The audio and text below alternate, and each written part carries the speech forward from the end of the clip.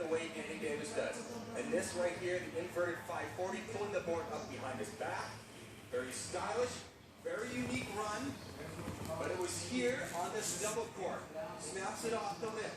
Dips his head 2 times. Now watch him this landing as he goes over the front. That sucks. Right there, catching the squash in the flat bottom. Danny Davis has been highly critical of this half pipe.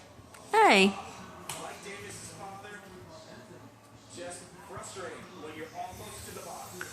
Picasso, are you in love with George? That sucks.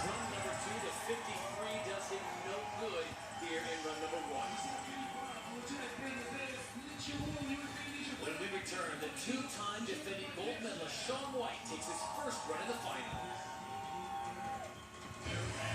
George doesn't care. George is like, whatever.